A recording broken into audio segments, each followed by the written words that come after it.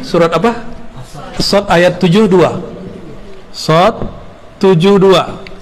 Allah mengatakan ruhi, rohku. Siapa yang disebut rohku? Ahmad. Ada sebelumnya antum dengar tafsir begini. Dan ini bukan tafsir bid'ah. Ini cuma tafsir yang selama ini tersimpan belum dikeluarkan. Beruntung nih rumah Buya nih. Ya, berarti ada wali di rumah ini nih. Ya. Semoga istiqomah kita semua ya. Amin amin ya rabbal alamin. Ya. Jangan GR dulu mancung.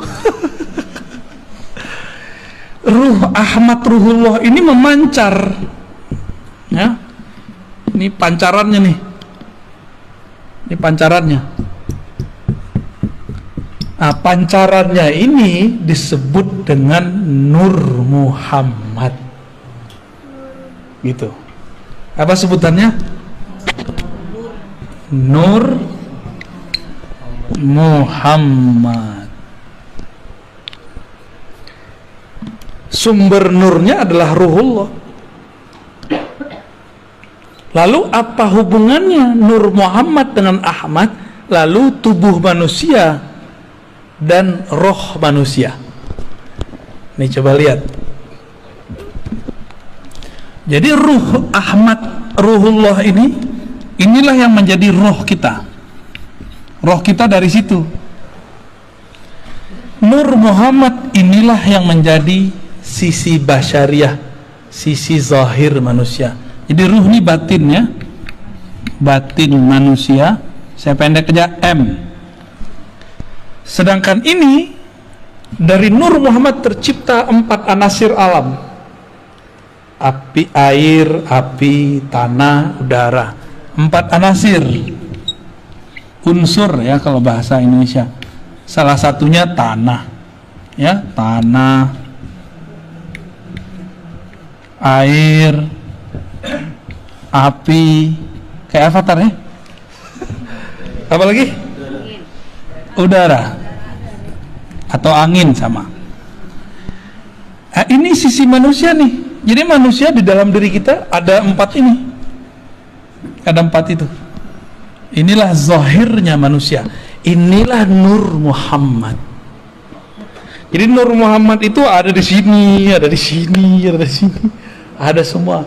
Cuma masalahnya nurnya sudah terkoneksi belum sama Ruhullahnya, itu masalahnya. Ya, koneksi ini yang harus dibangun ya. Mana hidupnya? Udah hidup ya? Oh, oke. Nah, jadi Ruhullah ini sebagai sumber daripada Nur Muhammad. Nur, karena dari Nur ini terpancarlah, terciptalah. Ini dia. Dengan apa Allah menciptakan yang 4 ini? Pakai kun, ya, kun fayakun. Kalau roh Ahmad Ruhullah nggak pakai kun, pakai hembusan. Nah, apa bunyi hembusannya? Itu rahasia. Nanti kalau ada waktu kita buka lagi. Ya, belum boleh disampaikan sekarang. Ya, nanti jadi fitnah. Ngarang-ngarang apa lagi nih Ar-Razi nih kata orang ya, dongeng mulu. Emang ini dongeng? Emang begini dongeng? Ada nggak orang bisa ngedongeng begini? Saya bayar ya. Kalau ini dongeng silakan ulang ya, kalau bisa ngedongeng dengan ini. Ini bukan dongeng ya. Ini kalau dalam ilmu tafsir disebut tafsir isyari, tafsir isyarat. Jadi tafsir itu ada 3. Tafsir bil ma'thur, riwayat di dalam Sahih Bukhari, Sahih Muslim begini.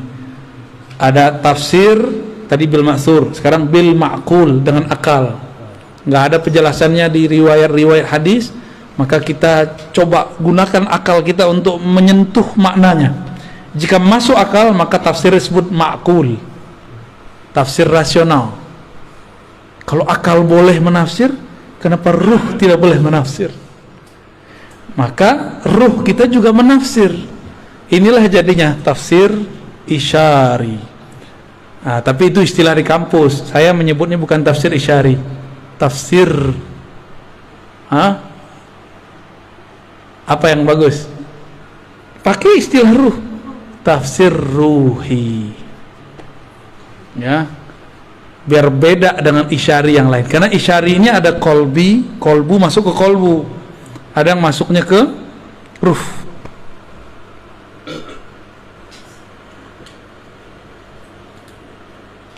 Pancarannya ini banyak. Berapa banyak kemarin? 124.000. Ini bukan cocok logi. Makanya jumlah para nabi 124.000. Maka nabi-nabi itu adalah pecahan dari Ahmad, yang merupakan mereka menyimpan dalam diri mereka nur. Nah, ada hadis, al ulama warasatul anbiya, ulama pewaris para nabi. Apa yang diwarisi? Nur ini. Nah, jadi ini kalau dibuat lapisan berikutnya, bukain cum. Oke. Ya, kurang jelas itu. Ini dihapus ya. Ya, fadal. Yang 110.000 ini disebut nabi.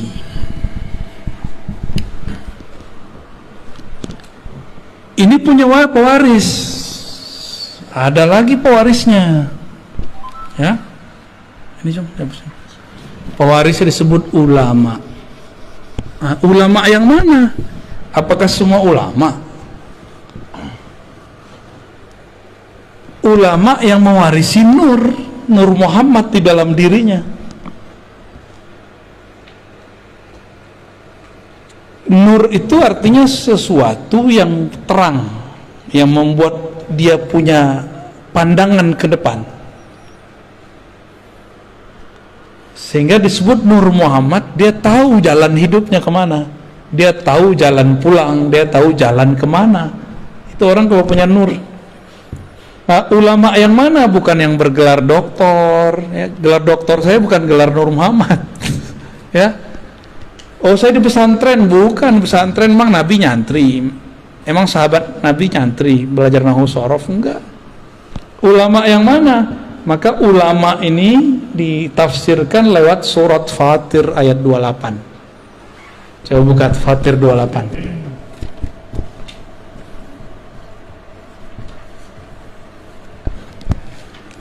Fatir 28 apa? Innama yakhsyallaha min ibadihil ulama.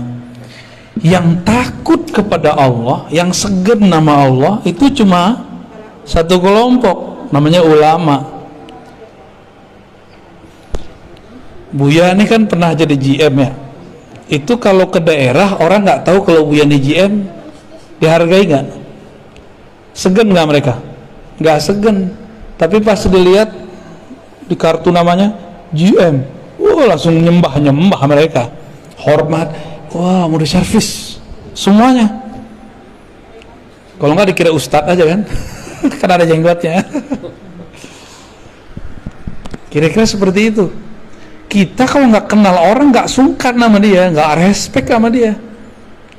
Tapi kalau kita sudah kenal dia, kita akan hormat siapa dia. Nah, kenal ini nggak hanya kenal gelar, kenal nasab, kenal makomnya, ya, kenal makrifat yang tersimpan di dalam dirinya. Nah, inilah yang saya sebut umur ruh. Umur ruh itu nggak berdasarkan biologis. Umur ruh itu berdasarkan makrifat yang tersimpan di dalam dirinya. Ya, tuh 2, 3, ini udah 3 lapisan nih, ya. Maka ulama, sahabat yang takut kepada Allah di zaman Rasulullah, jumlah sahabatnya juga sama. Semua sahabat jumlahnya juga 124.000.